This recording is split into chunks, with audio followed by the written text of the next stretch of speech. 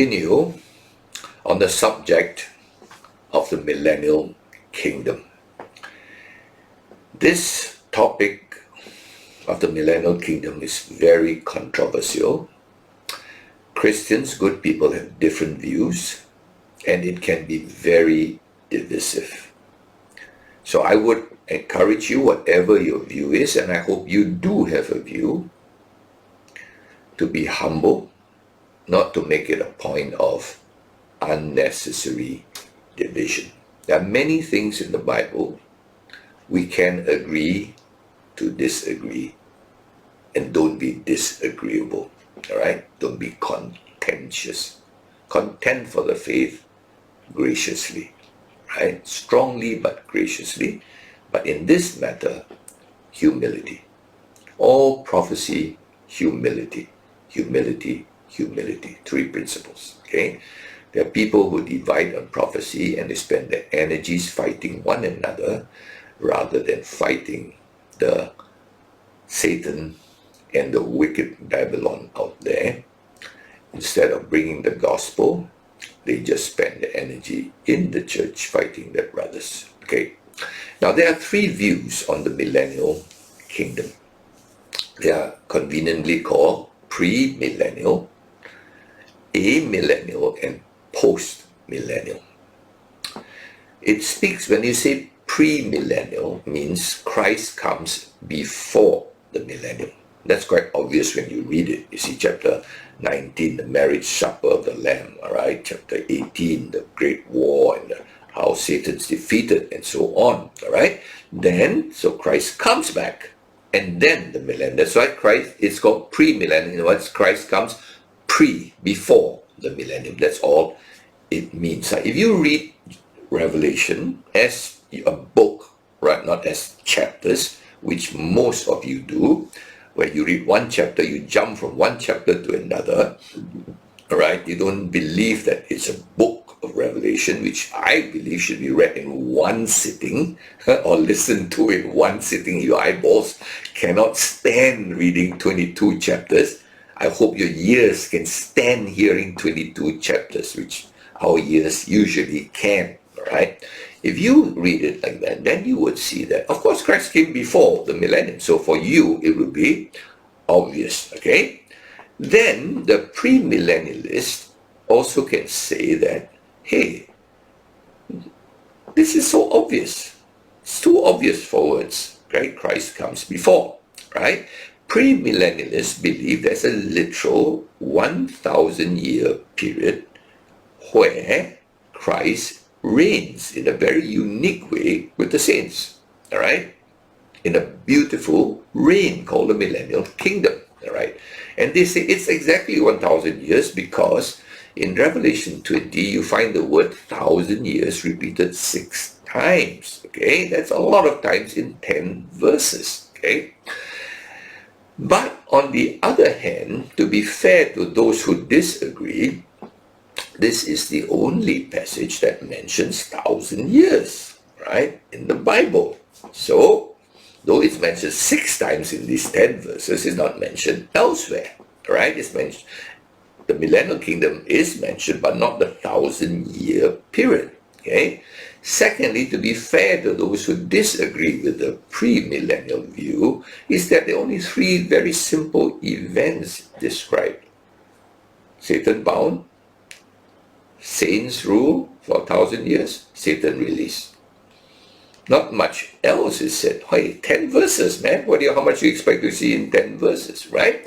So they say, it's not a big part of the Bible, okay? So the others would say, right, this 1,000-year period, the word 1,000 years is figurative. It just means a long period, which is fair. I think it's fair. So one group of this, called amillennialists, they don't believe there ever was a millennium period. There never was a 1,000-year period. It's just figurative. Okay, so what's the view of the amillennialists? All right, they believe that this period described in Revelation 20 is the period between Christ's ascension, he died and rose. So we are in this period now. And then the period between Christ's ascension and Christ's second coming. Okay, Christ will come back. We all agree on that because there are too many verses on Christ's second coming, far more than in his first coming. So if he came the first time, he's definitely going to come the second time. So they say this 1000 just simply describes what we call the church period. All right?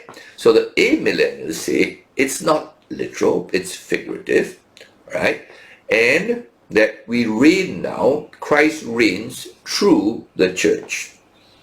Now, you have to imagine that. Now, if you're a Catholic, Roman Catholic Church would like this view because, in effect, the Roman Catholic Church did reign on this earth, at least the Western world, for a long period of time through the Pope. The Pope had power over the kings of Europe, all right? And therefore, in a sense, the Pope did reign, right? And he calls himself the Vicar of Christ, right? The one on the throne of Rome, ruling the world, the Western world, all right? The Holy Roman Empire, if you study history, okay?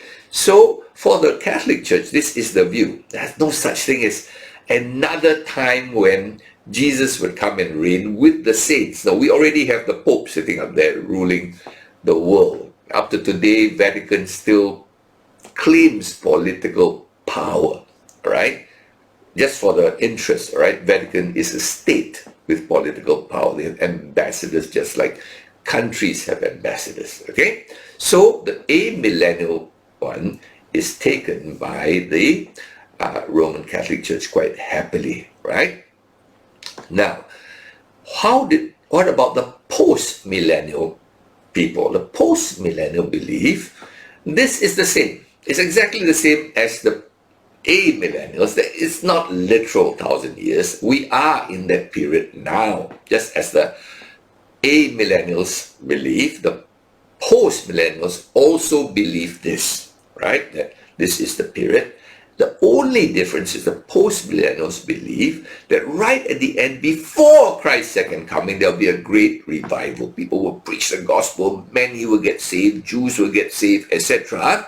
And then Christ would come, all right? In other words, it's the same view, except there's a kind of excitement at the last part where this gospel will be preached in a greater way because they see like, my goodness, we're actually not doing a lot now. We're not actually ruling now.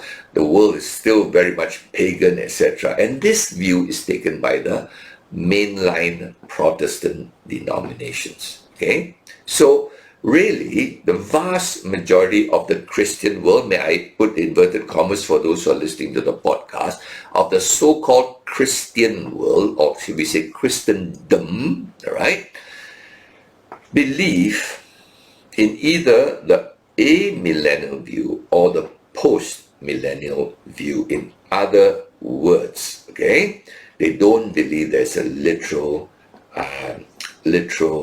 period of 1,000 years where Jesus actually rules with the saints and the martyrs of Jesus Christ, okay, of those who refuse to bow to the beast.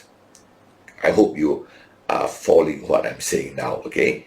Now, if you read the Bible as a book, and you read Revelation not with chapter divisions, just read it, to you and I, this is obvious that there is Christ comes, then 1,000-year reign, all right?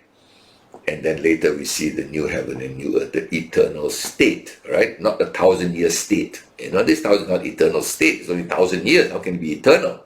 After this, in Revelation 21 and 22 comes the eternal state, the new heaven and the new earth that will last forever and ever and ever and ever, all right? So, if you read this as I try to read the Bible as a book, right, then I would take the pre-millennial view. To me, it's quite obvious, right? Now, what was the view of people who just read the Bible in the past, like the early church, the early church, very early church, first few hundred years, 200 to 300 years, took the same view pre-millennial. But then, as I have been repeatedly saying, and you may be a bit tired of hearing this, the Greek ideas of philosophy, Greek philosophy came into Christianity, and up to today we are burdened with it. What is the Greek philosophy? A clear division between the spiritual and the physical, between the sacred and the secular, between the clergy and the laity, all right? So that view really came into the church about maybe 300 years after Christ's death and resurrection, and it has infected the church. And of course, for them, how can Christ reign on a physical world? All right? How can resurrected bodies of saints mix with natural bodies? Cannot. That's not possible in their mind. All right? Christ rose, it's a very spiritual thing. He came down once in a body, now he rises. Now then, how can he come back and, be among people who are natural bodies? So that division, Christ ruling as King of Kings over nations, right? Over people on this earth, this physical earth, not new earth, not yet. Revelation 21:22 is a new earth, right? This same restored, renovated earth, you mean like that? Cannot, all right? So the Greek mind rebelled against this and came up with that, this is just figurative. Christ rose, it's it, settled. He's now spiritual now, all right? Okay, so that probably was the beginning of this rejection of the pre-millennial view and the literal view of the millennial kingdom. Now, some of you will say, but PC, didn't you just say that there's only one little passage in the Bible that talks of 1,000 years? Yes, it's true. But there are so many passages in the Bible that describe the millennial kingdom, right? And especially if you read the Old Testament prophetic books, okay? In fact, there's more there than... There's nothing about heaven in the prophetic books. Interesting. There's nothing described about the eternal state, the new heaven and new earth. Nothing. Everything is about the millennial kingdom. And there are so many verses that you cannot read all those prophecies, and there's 17 prophetic books, without saying, what are they talking about? There's so many verses, and we will try to go through some of those, but I've labored through the 17 prophetic books so that you will have some idea, because 99% of Christians don't read those prophetic books, and even if they read them, they haven't a clue what it says. And therefore, for them, the millennial kingdom is only described in Revelation chapter 20. It's not described anywhere else. Why? Because they never read the prophetic books at all, okay? To them, only one chapter, 10 verses, you make a whole theory, PC. Are you mad? No. The major chunk, the prophetic books take up like 30% of the Bible, right? It's about the millennial kingdom, all right? So, next question is, some of us will just say is, aren't you being academic? What's the purpose? This is for academics to argue about, right?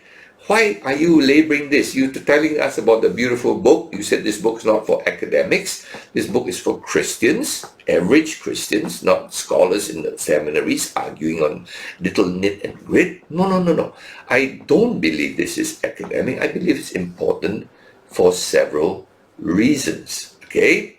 Number one, I believe that if you read the whole Bible, you will realize, of course, I mean the Old Testament. Many Christians don't want to read the Old Testament. They always tell me, hey, PC, when are you going to move to the New Testament? I don't really read the Old Testament. It's not really relevant to us. Oh, really? I thought all scripture is given for us by inspiration of God, for us. But So if you read the whole Bible, you will, number one, realize that Israel is very special to God. Right? But today, you see, if you don't have the Millennial Kingdom, you ask yourself a question. What happened to the 10 tribes? Just kaput, gone, vanished, and God just conveniently forgot about them? And Israel, they've been suffering for years. You say Israel is the promised land. It doesn't look like the promised land, right? It's terrible. David reigned for a little while. Solomon then messed it up and Rehoboam lost it all. And that's it? You mean let's look at Genesis 17 verse 7.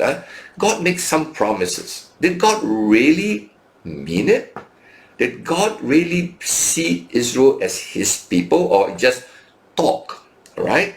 Let's look at Revelation 17 verse 7. You have to decide for yourself, okay? And I will establish, this is God talking to Abraham, and I will establish my covenant between me and you and your offspring after you throughout their generations for an everlasting covenant to be God to you and to your offspring after you. Now, many people will say, God's talking to Abraham, yeah, but when he meant offspring, he means spiritual offspring. He means those who believe in Jesus. Abraham believed God, so you believe God, you're Abraham's spiritual offspring, inverted commas offspring, all right? So they come up with a replacement theory. Actually, God didn't really like Israel. They just left them after that, they messed it up and stuff. So forget about them, just replace them with the church. That's called the replacement theory. So for them, these people who read the Bible, Israel is irrelevant. God made promises to Abraham, which to me sound like Israel is special. Even to Apostle Paul, Israel is special. He would die for Israel, all right? He said that in Romans, right? But for the replacement theory people, God just say lah. He just said. But actually, since they're naughty, he just forgets about them. No, it's an everlasting covenant, right? Then we see maybe Deuteronomy 14 verse 2. Let's just go. So if you do read the Bible, Old Testament, you do get troubled that if there is no millennial kingdom, then my goodness, Israel really got a bad deal, man. If God chooses me, I got a bad deal. All I did is suffer all my life. And, what's there for me? Right? God just uses me, right? Deuteronomy chapter 1 verse chapter 14 verse 2. Let me just see here, Deuteronomy.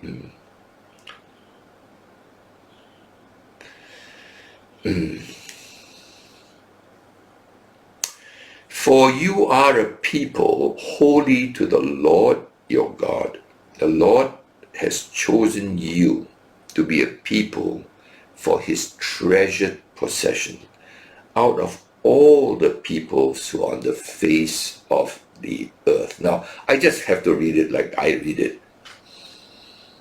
Of all the peoples on the earth, you Israelites are special to me.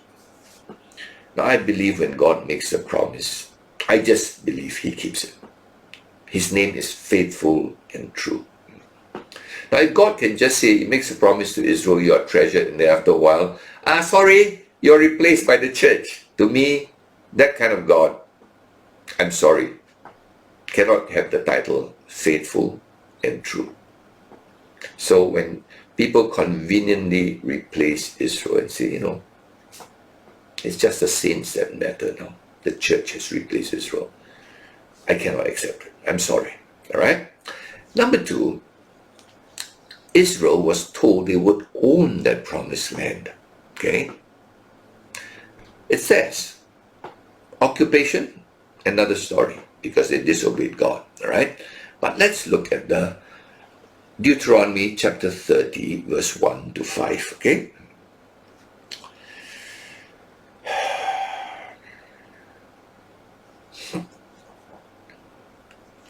Just listen to the words.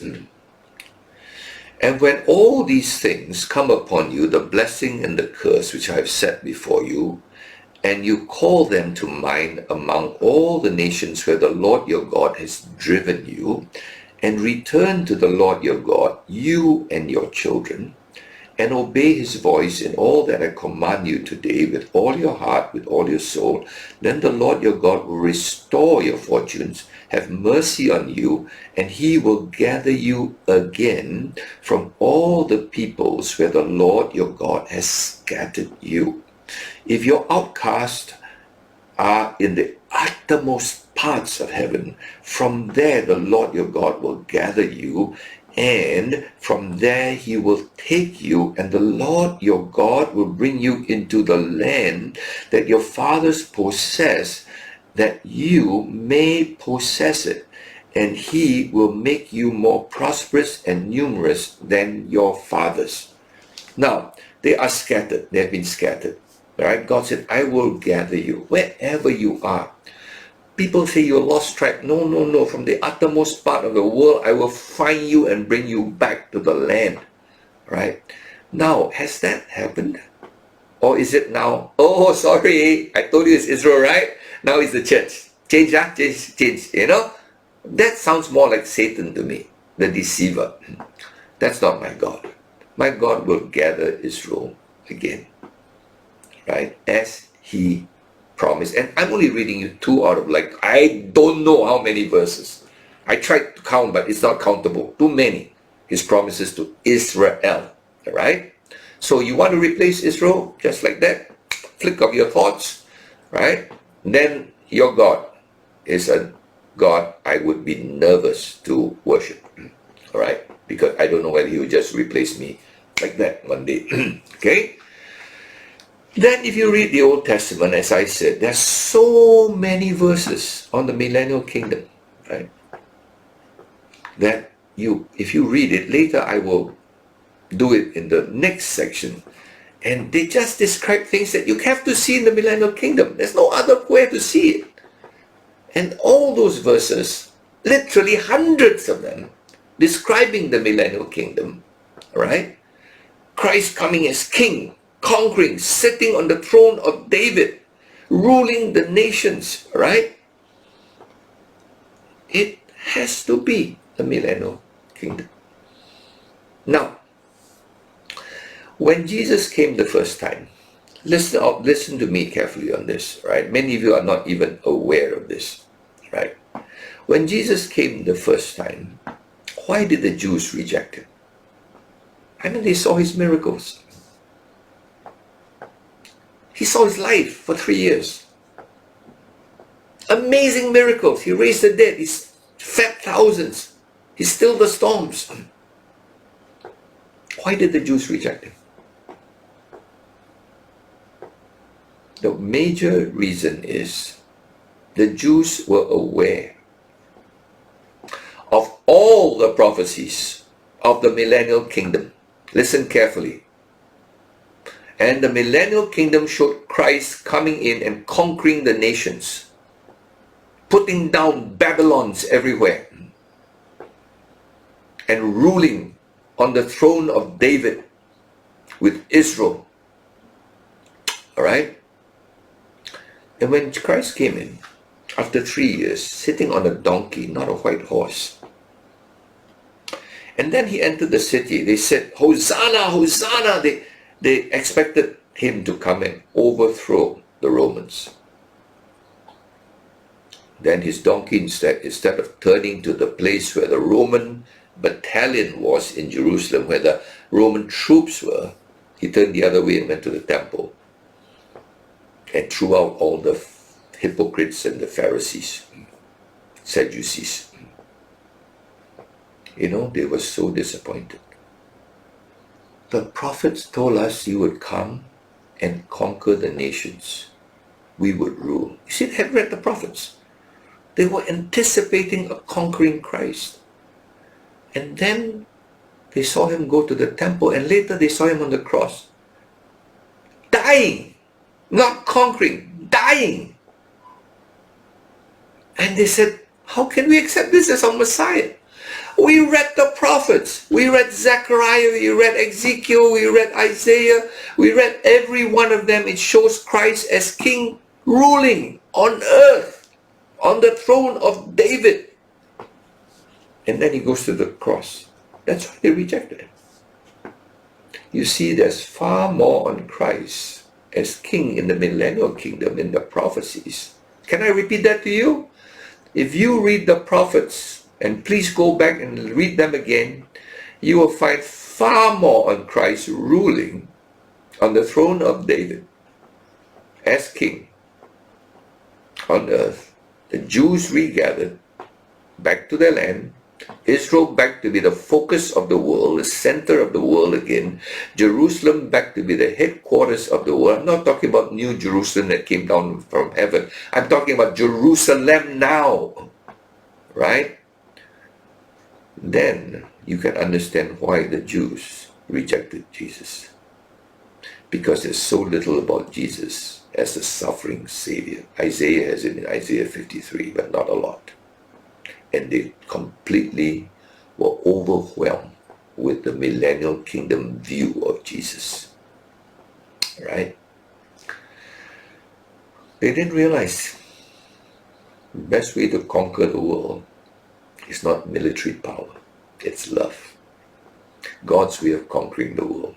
Jesus conquered the world by dying for us.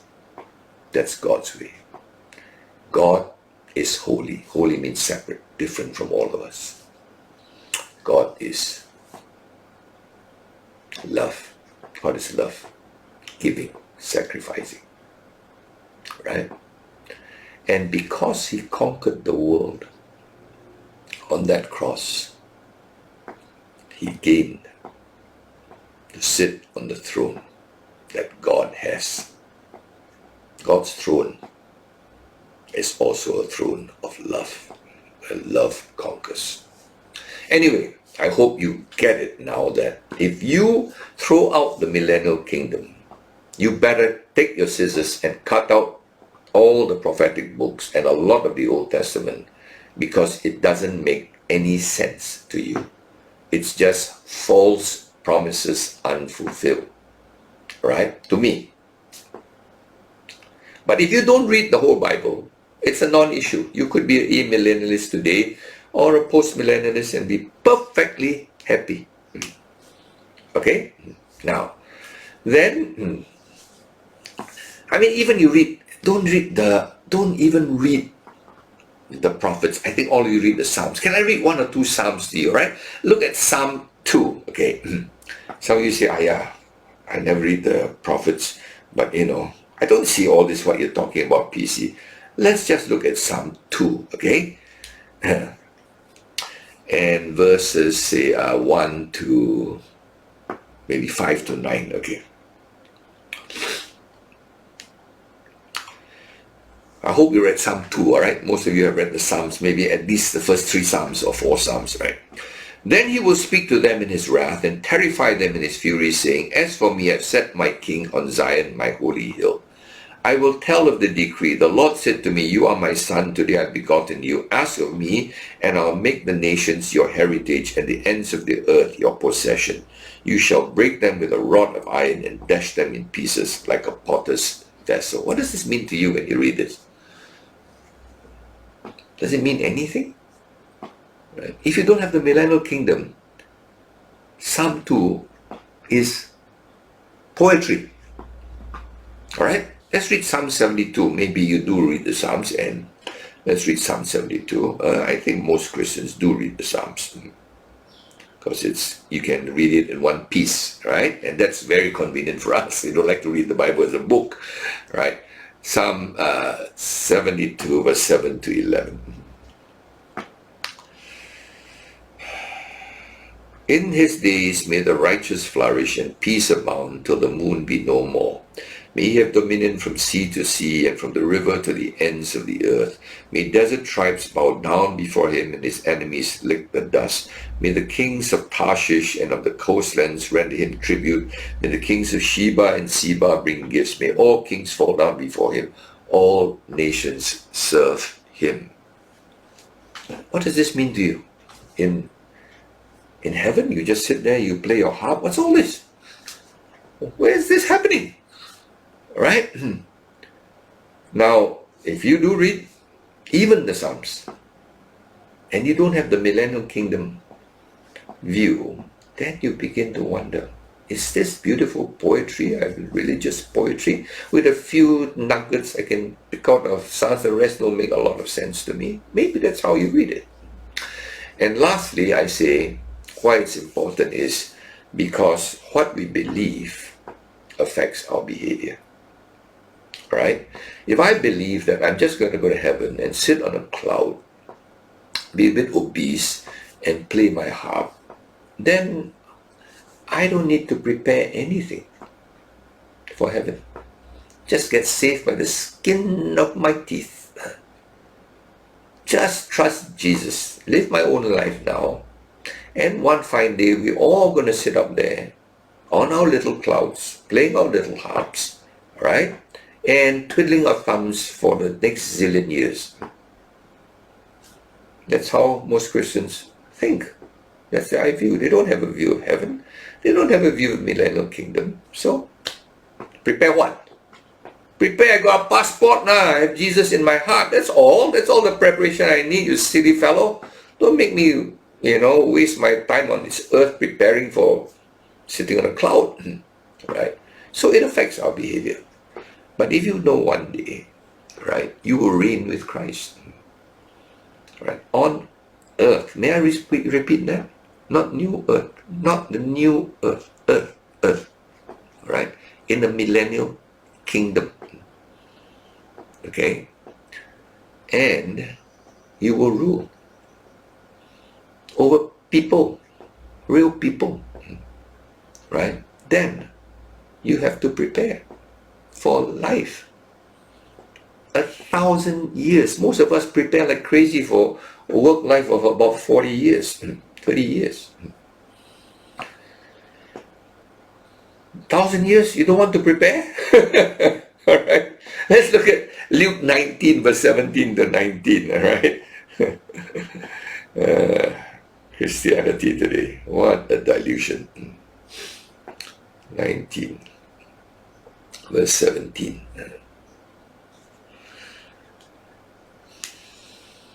And he said to him, well done, good servant. This is about the servants that were given the 5 talents and the 2 talents and the 1 talent. And he said to him, well done, good servant, because you've been faithful in a very little, you shall have authority over 10 cities. The second came, saying, Lord, your mina has made 5 minas. And he said to him, and you will be over 5 cities. I'm sorry, the parable is about 10, 5, and 2, or 1. All right. So, he says, you've been faithful. You worked hard during this life. You invested everything. You didn't sit down, bury your talents. Then when you come to the Millennial Kingdom, I've got nothing for you to do. All right. But if you invested your time, your talents well, then one day you rule over 10 cities. To me, this life is preparation for the Millennial Kingdom and eternity. And now I'm talking about Millennial Kingdom, preparing for the Millennial Kingdom. And then later I'll talk about eternity, eternal heaven. This life is not an intermission. It's a preparation.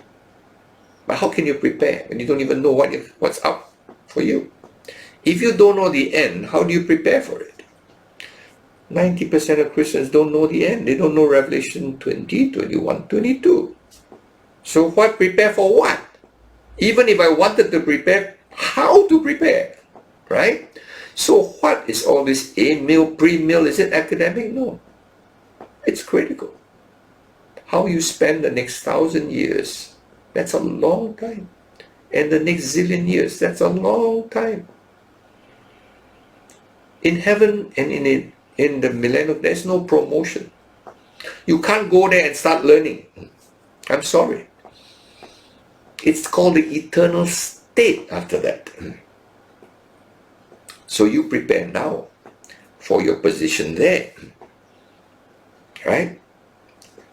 I hope I'm getting across, right, that this is not an academic subject. The Millennial Kingdom is not an academic subject. We go on later to describe it, and I hope you get to see a little bit of how the OT, right, is so true. Everything God said that sounded so incredible is so true, right? It's not, that's why if you don't understand the Millennial Kingdom, why bother to read the prophets? Because it looks like it's talking nonsense, right? Why bother? And that's why most people don't, because they don't believe in the Millennial Kingdom. They don't believe the prophecies, which are largely about the Millennial Kingdom, right? Written to Jews, that you are not forsaken, you will never be forsaken, right? God's prepared some amazing things for you. God's prepared some amazing things for Israel, the promised land. God's prepared some amazing things for Jerusalem, right? And the throne of David is not some figment of imagination. It's not a spiritual throne, all right? So I hope that this will help us see the whole beautiful book and the beautiful promises of God, all right? And most of all, the faithful and true God.